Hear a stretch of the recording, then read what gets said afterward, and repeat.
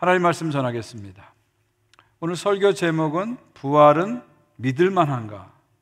믿으면 무엇이 달라지는가? 이 제목입니다. 저는 오늘 설교를 통해서 이 두 개의 질문에 대해서 여러분에게 답변을 드리려고 합니다.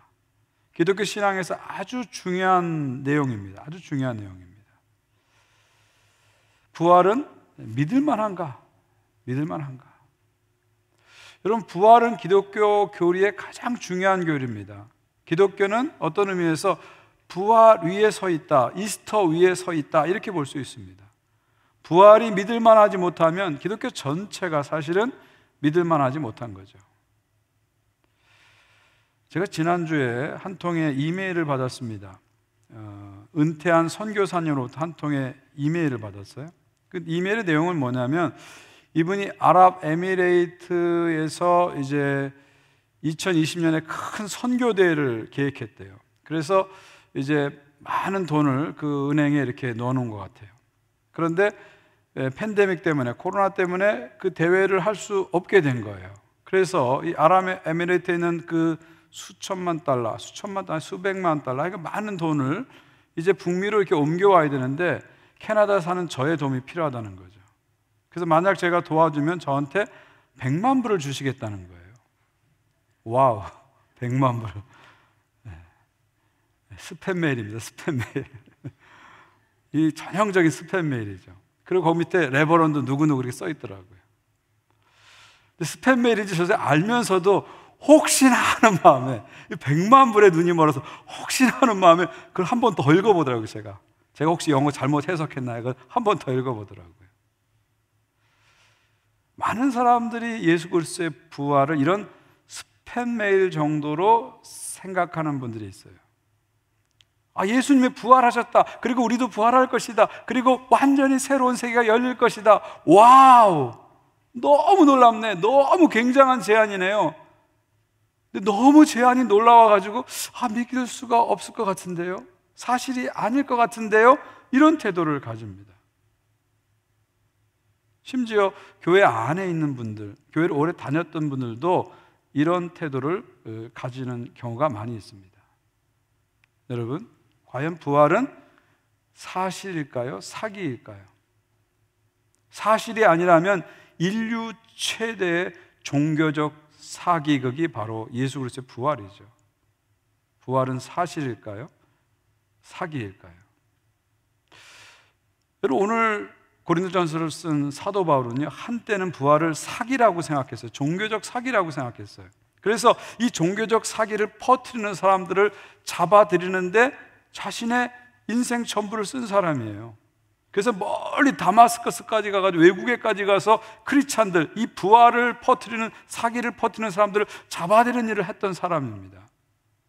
그랬던 바울이 어느 순간부터는 이 부활을 사기가 아니라 사실로 믿게 됐어요. 그러면서 자기의 전생애를 이 사실을 전파하는 데 사용합니다. 그리고 심지어 마지막에 가서는 이 부활의 진리 때문에 목숨까지 내놓게 되죠. 도대체 바울에게 어떤 일이 일어났길래 바울은 사기라고 생각했던 부활을 사실로 믿게 되었을까요? 무엇이 바울로 하여금 사기라고 생각했던 예수 그리스도의 부활을 분명한 사실로 받아들이게 했을까요? 오늘 고린도서 15장에서는요, 바울이 자신이 어떻게 부활을 믿게 됐는지를 우리에게 보여주고 있습니다. 3절 4절 보십시오. 내가 받은 것을 먼저 너에게 전하였노니 이는 성경대로 그리스도께서 우리 죄를 위하여 죽으시고 장사 지낸 바 되셨다가 성경대로 사흘 만에 다시 살아나사. 지금 바울은 우리에게 뭐라고 얘기해요? 예수 그리스도께서 십자가에 죽으시고 장례식을 치르시고 3일 만에 다시 살아났다. 그런데 이 일은 성경대로 된 것이다. 성경대로란 말을 2번 쓰고 있죠. 구약 성경의 예언에 따라서 예수께서 죽으시고 장사 지내시고 다시 살아났다, 이렇게 증거하고 있어요. 그러니까 예수님의 십자가 부활은 우연히 일어난 해프닝이 아니라는 것입니다. 사람들이 만드는 어떤 스토리가 아니라는 것입니다. 하나님께서 오래전부터 계획하신 하나님의 구원의 계획에 따라서 이루어진 일이다. 바울은 그렇게 얘기합니다. 그리고 이 일은 역사의 한 시점에서, 한 공간에서 실제로 일어난 역사적인 사건이다. 히스토리컬 이벤트다. 이렇게 얘기하는 거죠. 오늘도 여러분이 예배를 시작하면서 사도신경을 고백했잖아요. 사도신경을 보시면은 예수께서 고난당하사 십자가에 죽으시고 다시 살아나사 이렇게 하지 않죠. 그 앞에 뭐가 있습니까? 예수께서 본디오 빌라도에게 고난을 당하사 십자가에 죽으시고, 이 본디오 빌라도를 언급하고 있어요. 왜 그럴까요?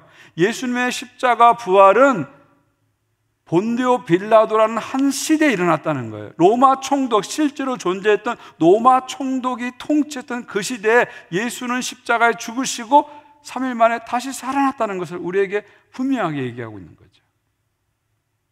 특별히 바울은 여기서 뭘 강조합니까? 장사 지낸 바 되었다가, 이것을 특별히 강조하고 있어요. 무슨 얘기입니까? 예수님께서 실제로 죽었다는 거예요. 역사적으로 죽으셨다는 거예요. 장례식까지 치렀다, 그런 얘기입니다. 그런 가운데서 예수께서 다시 살아나셨다는 거예요. 예수님이 어떤 영으로 부활한 게 아니라, 어떤 상징으로 부활한 게 아니라 실질적으로 몸으로 부활하셨다, 이것을 증거하는 거죠. 부활은 실질적으로 역사의 한 시점에서 공간을 가지고, 몸을 가지고 나타난 역사적, 물리적 사건이다 하는 것을 증거하는 거죠. 부활이 역사적, 물리적 사건이기 때문에 그것을 목격한 증인들이 있습니다. 5절부터 8절까지 그 증인 리스트를 공개하죠. 아이 위트니스, 눈으로 직접 본 부활의 목격자들을 공개합니다. 5절 보십시오. 게바에게 보이시고, 게바는 베드로죠. 베드로에게 보이시고, 후에 12 제자에게, 12 사도에게 보이시고, 그 후에 500의 형제에게 일시에 보이느니 500명의 크리스찬에게 동시에 보였다는 거예요. 그 중에 지금까지 대다수는 살아있다. 그 500명 중에서 대부분의 사람들은 지금도 살아있다는 겁니다. 7절입니다. 그 후에 야고보에게 보이셨으며 예수님의 동생 사도 야고보에게 보이시고, 그 후에 모든 사도에게 보이시고, 8절입니다. 맨 마지막에 만삭되지 못하여 난자 같은 내게도 보이시고, 나는 누구죠? 사도 바울이죠. 사도 바울에게까지 보였다. 지금 사도 바울은 부활을 실제로 목격한 리스트를 공개합니다. 최소한 514명 이상이 예수 그리스도의 부활이라는 역사적, 물리적 사건을 두 눈으로 직접 보았다. 그렇게 얘기하죠. 직접 보았다. 그리고 그 중에 대다수는 살아있다는 거예요. 최소한 300명 이상의 목격자를 내가 확보하고 있다, 그런 얘기예요. 이 얘기는 왜 했을까요? 너희들이 원하면 내가 그 증인들 보여줄 수 있어, 증인들 데려올 수 있어, 그런 자신감을 나타내는 거죠. 사실 여러분, 지금 바울이 이 편지글을 쓸 때, 고린도전서 쓸 때 연도는 AD 한 55년 됩니다. 그러니까 예수님이 십자가 죽으시고 부활하신 후 한 20년밖에 안 돼요. 만약에 지금 바울이 공식 문서에 저렇게 얘기하면은요, 유대 지도자나 로마 당국이 반대 증인을 데려와서 사기치지 마, 이렇게 할 수 있는 시점이에요. 20년밖에 안 되는 시간이기 때문에 얼마든지 데리고 와서 야, 이거 거짓말 아니야? 뒤집을 수 있는 그런 세상이에요. 그런 시대입니다. 그럼에도 불구하고 바울이 이렇게 자신 있게 목격자 명단을 공개하는 건 뭐예요? 자신이 있다는 거예요. 자기에게는 300명 이상의 실질적인 생존 목격자가 있다, 그런 얘기입니다. 무엇보다도 나도 봤다, 그게 중요한 거죠. 뭐뭐 카더라가 아니라 내 눈으로도 직접 부활하신 그리스도를 보았다 증거하는 거죠. 여러분, 사도행전을 통해서 우리가 바울이 어떤 사람을 알잖아요. 어떤 사람인지를 알잖아요. 여러분, 바울은 거짓말을 하는 수 있는, 거짓말이나 사기를 칠 수 있는 그런 인격은 아닌 걸 우리가 분명히 압니다. 또 바울의 지적인 수준, 학력을 보게 되면요, 뻔히 들통날 사기를 칠 만큼 그렇게 어리석은 사람도 아닙니다. 그럼에도 불구하고 바울이 이렇게 확실하게 이야기하는 건 뭐예요? 실제로 그가 부활을 목격했기 때문에 그런 거죠. 한번 생각해 보십시오. 그렇게 기독교를 핍박했던 바울이 기독교의 사도가 되었다는 것을 여러분 무엇으로 설명할 수 있겠어요? 당시에 바울은 바리새인으로서 사회 기득권층입니다. 많은 기득권을 향유하고 있는 사람이에요. 그런 그가 당시에 멸시와 핍박의 대상인 기독교인이 된 것을 무엇으로 우리가 설명할 수 있겠어요? 더욱이 그가 그 진리를 위해서 자기 목숨을 내놨다는 것을 무엇으로 설명할 수 있겠어요? 예수 그리스도가 실제로 부활했고 그것을 바울이 목격했다는 것 외에 어떤 것으로도 설명이 안 됩니다. 합리적인 설명을 할 수 없는 거죠. 그래서 바울은 담대하게 514명 이상의 증인이 있고 나도 보았다면서 부활은 상상에 일어나는 것이 아니라 실제로 일어난 팩트다 이렇게 얘기하는 겁니다. 사실이다 얘기하는 거죠. 복음서를 보게 되면 부활의 첫 목격자로 나오는 사람이 막달라 마리아입니다. 막달라 마리아. 마태복음도 그렇고 마가복음, 누가복음, 요한복음 네 복음서 전부 다 막달라 마리아를 첫 목격자로 등장시킵니다. 막달라 마리아는 어떤 사람입니까? 여자입니다. 여자. 그리고 그는 7 귀신에 들렸던 사람이에요. 그러니까 전직 정신병자입니다. 정신병을 심하게 앓은 사람입니다. 쉽게 말하면. 근데 여러분, 지금과 달리 예수님 당시에는 그 여성의 지위가 엄청 낮았습니다. 엄청 낮았어요. 그래서 여성들은요, 법정에서 증인으로 설 수 있는 자격이 없어요. 사람 수로 카운트를 안 할 정도로 그렇게 여성의 지위가 낮았습니다. 거기다가 막달라 마리아는 전직 정신병자예요. 심한 정신병을 앓았던 사람이에요. 여러분, 만약에 부활이라는 것이 크리스찬들이 만드는 어떤 이야기라면 부활의 첫 목격자를 여성인 막달라 마리아, 그것도 전직 정신병자인 막달라 마리아를 내놓지는 않았을 거예요. 만약 이것이 부활이 만들어진 이야기라면 부활의 첫 목격자를 여자가 아니라 누굴 내놓겠어요? 증거 능력 있는, 증인 능력 있는 남자를 내놓을 것입니다. 특별히 남자 중에서도 뭔가 사회적 지위가 있는, 소셜 포지션이 있는 사람을 내놓을 거예요. 예를 들면 니고데모 같은 공의 의원이라든지 아리마대 요셉 같은 부자를 내놓을 거예요. 그런데 사복음서 모두가 부활의 첫 목격자로 막달라 마리아가 등장했다. 이것은 무슨 얘기예요? 부활은 인간이 만들어낸 이야기가 아니라는 겁니다. 인간의 어떤 설정과 조작이 들어간 이야기가 아니라 실제로 일어난 사건이라는 것을 우리에게 보여주는 것이죠. 또 한 가지 우리가 생각해 볼 사실이 하나 있는데요. 예수님 당시에는요, 메시아 운동이 활발하게 일어난 시기입니다.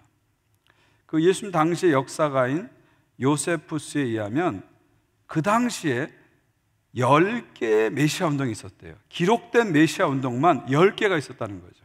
그런데 그 10개의 메시아 운동은 2개의 공통점이 있습니다. 하나는 모든 지도자들이 죽음으로 끝났다는 거고요. 또 하나 공통점은 지도자의 죽음, 메시아라고 생각했던 지도자의 죽음을 통해서 죽은 이후에 그 운동이 급격하게 쇠퇴했다는 거예요. 그리고 사라졌다는 거죠. 예를 들면 바코치바. 예수님 시대부터 한 100년 뒤입니다. AD 한 132년 정도의 사람인데요. 이 바코치바가 스스로 나는 메시아다 주장했어요. 그 이름도 원래 이름은 시몬인데 이름이 나중에 바뀐 거예요. 바코치바로. 바라는 건 뭐예요? 아들이란 뜻이죠. 바요나 시몬할 때 바요나, 요나의 아들. 바는 히브리어로 아들입니다. 바코치바는 별입니다. Son of Star, 나는 별의 아들이다 하면서 스스로 메시아를 자처했어요. 근데 놀라운 것은 팔레스타인의 많은 사람들이 이 사람을 메시아로 추종하고 따르기 시작했습니다. 그런데 바코치바가 죽은 다음에는요, 이 운동이 소리 소문 없이 사라져 버렸습니다. 그런데 그 10개의 메시아 운동 중에 나사렛 예수의 메시아 운동은 달랐습니다. 물론 지도자의 죽음으로 똑같이 끝났어요. 근데 놀라운 것은 지도자가 죽은 다음에 오히려 그 메시아 운동이 더 활발하게 일어나고 더 확산되었습니다. 더 많은 추동자가 나왔어요. 심지어 이 운동이 팔레스타인을 넘어서서 소아시아, 유럽까지 번져가기 시작했습니다. 왜 이런 차이가 생겼을까요? 이유는 딱 한 가지죠. 예수께서 십자가에 죽으셨으나 다시 살아났기 때문이죠. 예수께서 부활하셨기 때문이죠. 사랑하는 성도 여러분, 부활은 사실입니다. 사람이 만드는 어떤 신화가 아닙니다. 사기가 아닙니다. 팩트입니다. 사실입니다. 그냥 우리들이 나 부활 믿고 싶어, 믿어줄래, 이런 게 아니에요. 사실이기 때문에 우리가 믿는 거죠. 사실이기 때문에 믿는 거예요. 기독교 신앙은 페이스가 아니라 팩트입니다. 우리의 신앙은 상상에 기초한 신앙이 아니라 사실에 기초한 신앙이에요. 그래서 힘이 있는 거예요. 그래서 힘이 있는 거예요. 사실에서 나오는 힘이 있는 겁니다. 예수 그리스도는 부활하셨습니다. 무덤을 여시고 이기셨습니다. 그리고 지금도 살아계시고 영원토록 우리와 함께 하십니다. 할렐루야. 두 번째 우리가 질문은, 그렇다면 부활이 사실인데 이걸 믿으면 무엇이 달라지는가? 이 질문입니다. 다시 말하면 예수 그리스도의 부활은 우리들에게 어떤 혜택을 주는가, 어떤 영향을 주는가, 어떤 결과를 주는가, 어떤 선물을 주는가, 그 얘기입니다. 어떤 분은 이렇게 얘기합니다. 예수님의 부활을 믿으면 죽음이 두렵지 않을 것 같아요. 예수님의 부활을 믿으면 마음이 평안할 것 같아요. 예수님의 부활을 믿으면 사후 세계가 보장될 것 같아요. 이렇게 얘기합니다. 물론 틀린 얘기 아닙니다. 그런데 예수님의 부활을 믿으면 그 정도가 아닙니다. 더 엄청난 결과가 우리에게 주어집니다. 예수 그리스도의 부활을 믿으면 우리들에게 새로운 몸과 새로운 세계가 주어집니다. 뉴 바디, 뉴 월드가 우리에게 주어지죠. 부활을 믿으면 우리의 전체가 달라지는 놀라운 경험을 하게 되죠.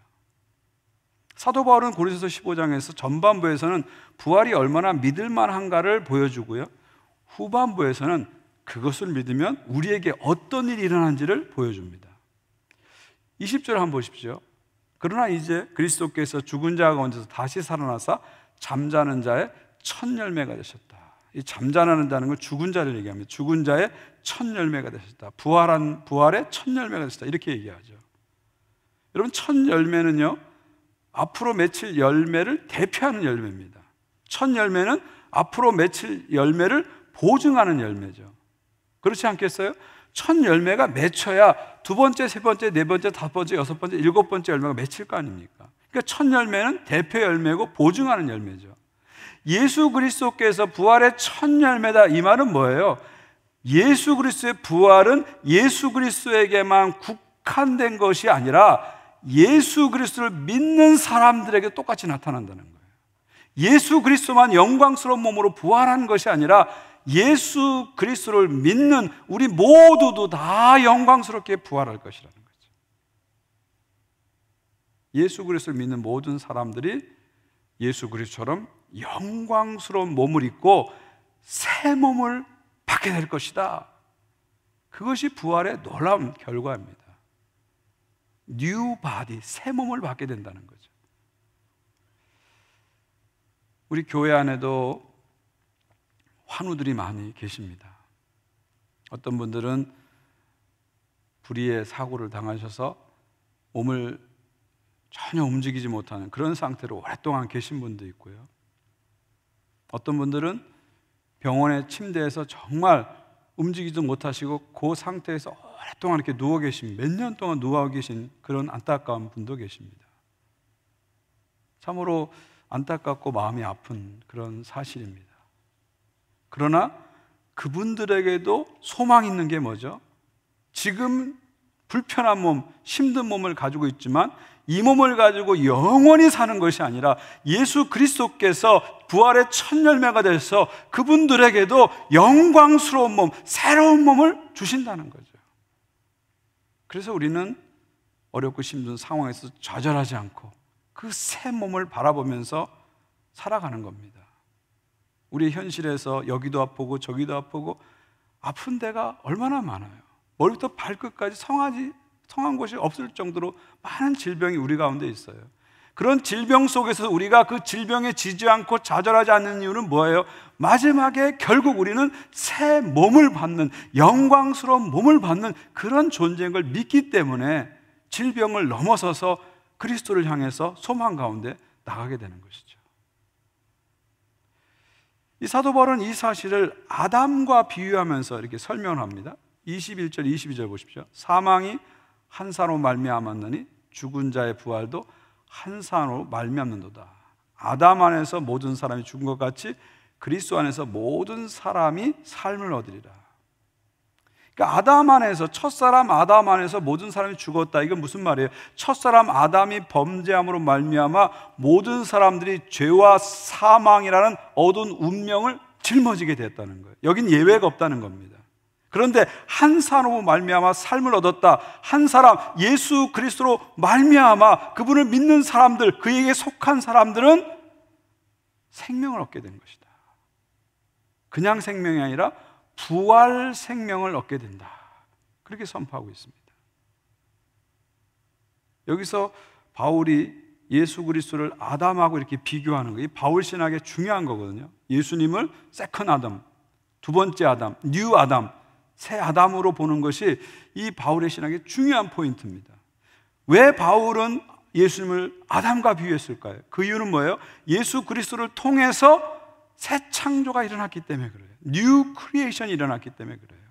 태초에 하나님께서 세계와 인간을 만드셨듯이 예수 그리스도의 십자가와 부활을 통해서 새로운 인간, 새로운 세계를 만드셨다는 거예요. 뉴 맨, 뉴 월드가 시작됐다는 거예요. 예수 그리스도의 십자가와 부활은 새 몸과 새 세계를 만드는 새로운 창조의 사건이다. 이렇게 선포하는 것이죠. 그런데 23절을 보면 그 부활에도 순서가 있습니다. 그러나 각각 자기 차례대로 되리니 먼저는 첫 열매인 그리스도요, 다음에는 그가 강림하실 때 그리스도에게 속한 자요.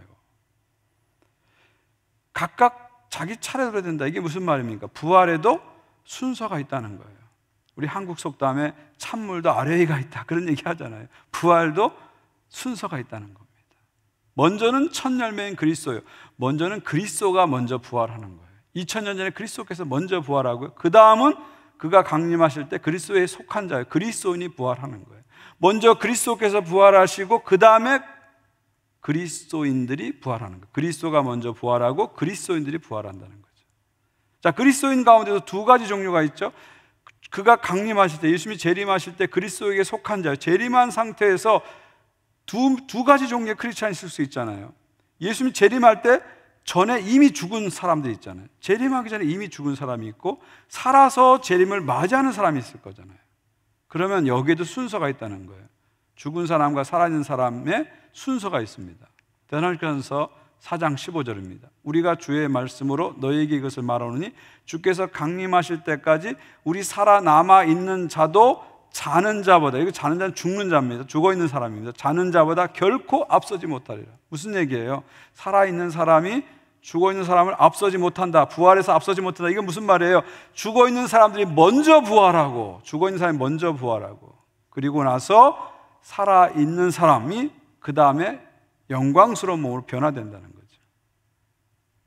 이것이 부활의 순서라는 겁니다. 부활의 순서라는 거예요. 죽은 사람이, 예수께서 오시기 전에 죽은 사람이 먼저 부활하는 거예요. 여러분, 인간이 죽게 되면은 인간의 몸의 원재료인 흙으로 돌아가죠. 태초에 하나님께서 흙으로 인간의 몸을 만드시고 그 코에 생기를 집어넣음으로 살아있는 존재, 리빙 빙, 사람이 된 것이잖아요. 그러니까 인간은 본질적으로 원재료인 흙과 원재료인 하나님의 영, 이것이 합일된 영과 육의 합일체입니다. 근데 죽게 되면 이게 분리가 되는 거죠. 육체는 원재료인 흙으로 돌아가고요, 영은 원재료인 하나님께 돌아가는 거예요. 그때 그런 상태에 있다가 예수께서 이 땅에 다시 오실 때 영과 육이 함께 영광스러운 몸으로 부활하는 겁니다. 창조도 영과 육의 창조였기 때문에 구원도 영과 육의 구원입니다. 영만 구원받는 게 아니고 육만 구원받는 게 아니라 영과 육 전체가 구원을 받게 되는 거죠. 그리고 살아서 주를 맞이하는 사람들은 그 상태에서 영광스러운 몸으로 부활하는 거예요. 영광스러운 몸. 예수께서 부활하신 후에 영광스러운 몸이 되잖아요. 몸을 입으셨잖아요. 그래서 생선도 드셨잖아요. 그렇지만 지상에 계실 때와 전혀 다른 차원의 몸이 돼서 여기도 나타나시고 저기도 나타나시고 벽을 뚫고 가시기도 하시잖아요. 차원이 다른 몸으로 바뀌시잖아요. 그런 예수 그리스도의 영광스러운 몸으로 우리가 변화되는 것이죠. 이것이 우리의 최종적인 소망입니다. 그래서 사도신경 끝이 몸이 다시 사는 것과 영원히 사는 것을 믿사옵나이다, 이렇게 끝이 되는 거죠. 이것이 부활을 믿는 사람들에게 나타난 일이라는 겁니다. 부활을 믿는 모든 사람에 이런 일이 나타나는 거예요. 특별히 바울은 죽은 사람을 자는 사람이라고 그랬어요. 왜 이렇게 얘기했을까요? 예수님이 오셔서 깨우시기 때문에. 여러분이 저녁에 잠자리 드시고 아침에 다시 일어나잖아요. 마찬가지로 죽은 사람은 죽는 게 인생의 끝이 아니라는, 죽으면 끝이 아니라는 겁니다. 죽은 사람은 잠자는 사람이고 예수님이 오셔서 깨어나신다는 겁니다. 그러니까 죽었다는 것은 하나님부터 분리됐다는 것이 아니고, 잠잔다는 건 뭐예요? 하나님의 안식과 보호 속에 있다는 거예요. 그리고 마지막 날에 예수 그리스도의 부활의 능력으로 깨어나는 겁니다. 그래서 우리가 우리보다 먼저 앞서간 사랑하는 사람들을 보면서 아쉽고 안타깝지만, 때로는 슬프지만 소망과 위로를 받는 건 뭐예요? 그분들이 하나님의 완전한 보호 속에, 절대적인 돌봄 속에 지금 있다는 것이죠. 그리고 장차 주님이 오셨을 때 우리보다 먼저 그분들이 부활한다는 소망이 있기 때문이죠. 그래서 우리가 나보다 먼저 돌아가신 부모님을 생각할 때, 또 아내를 생각할 때, 남편을 생각할 때, 심지어 자식을 생각할 때, 성도를 생각할 때 소망과 위로를 얻게 되는 것입니다. 자, 이런 놀라운 일이 일어나고 마지막에 어떤 일이 일어납니까? 마지막 24절 보십시오. 그 후에는, 자, 이런 부활의 역사가 일어난 다음에 그 다음 뭐예요? 마지막입니다. 역사 이제 마지막입니다. 마지막이니 그가 모든 통치와 모든 권세와 능력을 멸하시고 나라를 아버지 하나님께 바칠 때라. 마지막에 어떤 일이 일어난다고? 모든 통치와 모든 권세와 능력을 멸한다. 이건 무슨 말입니까? 사단의 통치와 인간의 통치를 멸하신다는 거예요. 사단의 통치와 인간의 통치가 더 이상 작동되지 않게 한다는 것입니다. 하나님 나라가 이 땅에 임하고 뜻이 하신 것처럼 땅에서 이루어져야 되는데, 이걸 방해하는 두 개의 세력이 있죠. 하나는 저항하는 사탄이고요, 하나는 불순종하는 인간입니다. 근데 예수께서 오셨을 때, 재림하셨을 때는 이 두 세력이 통치가 작동하지 않는다는 거예요. 멸하신다는, 작동시키지 않는다는 거죠. 그래서 이제는 불순종하는 인간의 통치, 저항하는 사탄의 통치가 더 이상 작동되지 않고 오직 하나님의 통치가 완전히 실현된 상태가 된다는 거죠. 하나님 나라가 완성되는 거죠. 그때 예수께서 무엇을 하시죠? 나라를 아버지께 바치신다, 이렇게 얘기하고 있어요. 여기서 나라라는 건 뭐예요? 바실레이아, 킹덤을 얘기하죠. 킹덤 오브 갓, 하나님 나라를 얘기하죠. 그때 하나님 나라를 성자 예수님께서 성부 하나님께 하나님 나라를 올리신다, 봉헌하신다, 그런 얘기입니다. 여기서 성자 예수님이 성부 하나님께 바친다, 이 말은 성부와 성자 사이에 어떤 지위가 다르다, 성부는 높고 성자는 낮다, 그런 뜻이 아닙니다. 이건 역할의 차이라는 거죠. 성자 예수님께서 이 땅에 오셔서 십자가에 죽으심으로 왕이 되시고 다시 오셔서 모든 권세를 멸하시고 하나님 나라를 완성하시면서 이제 메시아의 사역, 하나님의 아들의 사역을 완성하시면서 그 나라를, 하나님 나라를 하나님께 봉헌하는 것으로 역사가 끝난다는 것입니다. 창조부터 종말까지 하나님의 전 역사가 완성되는 것입니다. 구원의 대하 드라마가 이제 최종편을 맞이하게 되는 것이죠. 하나님 나라 위대한 교향곡이 이제 완성되는 것입니다. 그리고 예수께서 우리에게 가르쳐준 기도, 나라가 임하옵시며 뜻이 하늘신 것 같이 땅에서도 이루어지다, 이 기도가 완전히 응답되는 것이죠. 기도가 완전히 응답됨으로 말미암아 이제 더 이상 그리스도와 그리스도께 속한 자들은 수고할 필요가 없는 거죠. 수고가 사라지니까 고통도 사라지고 눈물도 사라지고 죽음도 사라지는 완전한 임재와 완전한 평화와 완전한 통치가 실현되는 것이죠. 그때 만물을 새롭게 하는 그리스도의 능력 아래서 우리는 영광스러운 몸으로 변화돼서 새하늘과 새 땅에서 영원토록 사는 것입니다. 그때에는 하나님의 완전한 임재와 영광 속에 보좌에 앉으신 하나님과 어린 양을 향해서 영원토록 찬양하는 것이죠. 그리고 우리 앞에는 영원히 끝나지 않은 잔치, 네버 엔딩 파티가 펼쳐지는 거예요. 할렐루야. 저만 흥분합니까? 너무 놀랍지 않아요? 하나님이 우리에게 만드신 예수 그리스도의 부활을 통해서 열어놓으신 이 놀라운 사실, 이 놀라운 결과, 너무 놀랍지 않습니까? 완벽하게 우리의 마지막과 우리의 미래를 예수 그리스도의 부활을 통해서 준비해 놓으신 것이죠. 예수 그리스도의 부활을 믿을 때 우리에게 새 몸과 새 세계가 주어지는 거죠. 그래서 그 부활을 믿는 사람들은요, 죽음을 두려워하지 않는 거예요. 사망아 너의 이기는 것이 어디 있느냐, 사망아 너의 쏘는 것이 어디 있느냐 하면서 죽음에 대해서 담대해지는 것입니다.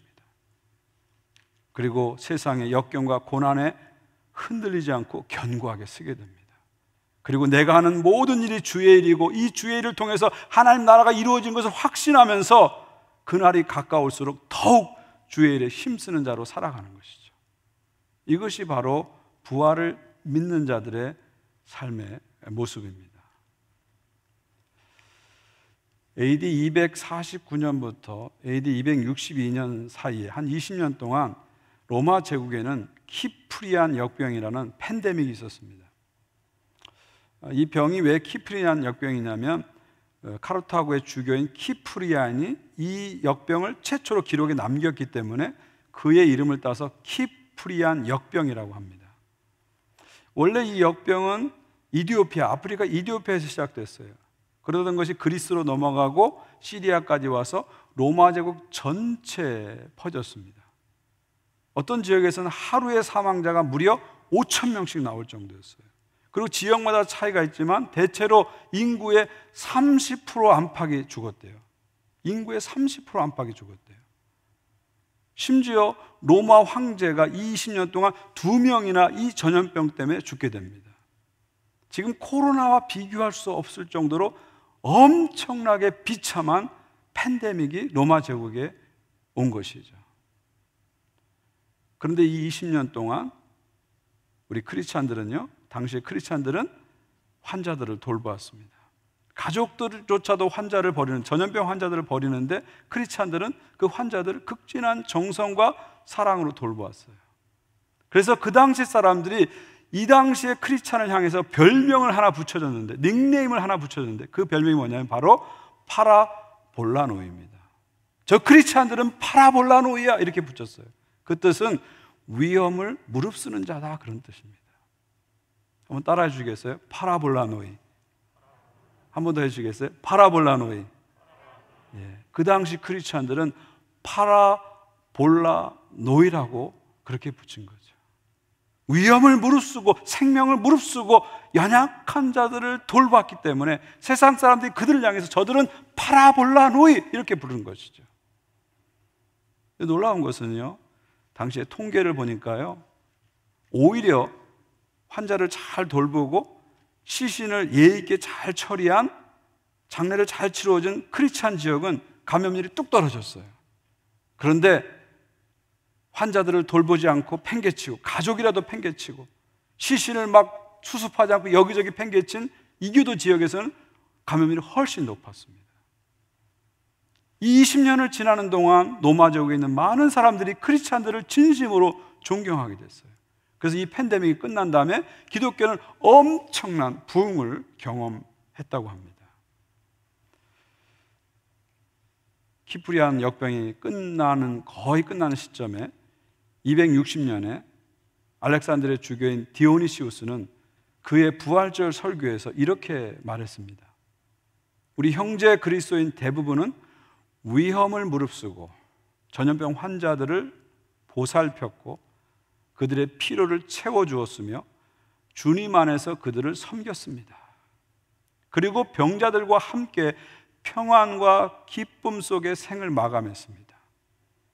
우리 형제들은 환자로부터 전염병이 감염되자 그 아픔을 받아들이고 고통을 감내했습니다. 많은 이들이 아픈 자들을 간호하고 치유하다가 죽음을 맞이했습니다.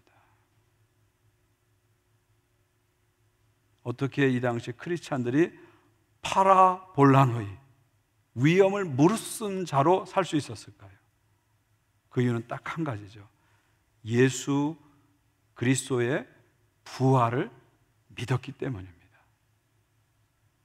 예수 그리스도의 부활을 믿는 우리들은요, 파라볼라노이, 위험을 무릅쓰는 자로 살아야 됩니다. 죽음 앞에서 두려워하지 말아야 돼요. 예수 그리스도께서 죽음을 이기셨기 때문에 죽음 앞에 우리는 두려워하지 말아야 됩니다. 그리고 위험을 무릅쓰고서라도, 손해를 보더라도 사랑을 실천하는 삶을 살아야 됩니다. 당시에 크리스찬들이 그 어렵고 힘든 상황 속에서도 파라볼라노이로 살았기 때문에 그것을 통해서 예수 그리스도의 부활을 증언했듯이 오늘 우리도 우리의 변화된 삶을 통해서 예수 그리스도의 부활을 세상을 향해서 증거해야 합니다. 이것이 우리의 사명인 것입니다. 이런 부활의 능력과 부활의 기쁨이 여러분 모두에게 충만하시기를 우리 주 예수 그리스도의 이름으로 축원드립니다. 하나님 아버지 감사합니다. 주의 말씀을 통해서 부활의 메시지가 얼마나 확실한 메시지인지를, 부활의 사건이 얼마나 확실한 사건인지를 다시 한번 깨닫게 하신 것을 감사합니다. 이 부활의 확신을 가지고 세상 속에서 파라볼라노이로 살아가는 우리 모두가 되게 하여 주시옵소서. 죽음 앞에서, 세상 앞에서 두려워하는 자가 아니라 담대하게 세상을 이기신 그리스도를 바라보고 살게 하여 주시옵소서. 세상 속에서 위험을 무릅쓰고 손해를 무릅쓰고 사랑을 실천하는 파라볼라노이가 되게 하여 주옵소서. 감사와 영광 올려드리며 우리 구주 예수 그리스도의 이름으로 기도하옵나이다. 아멘.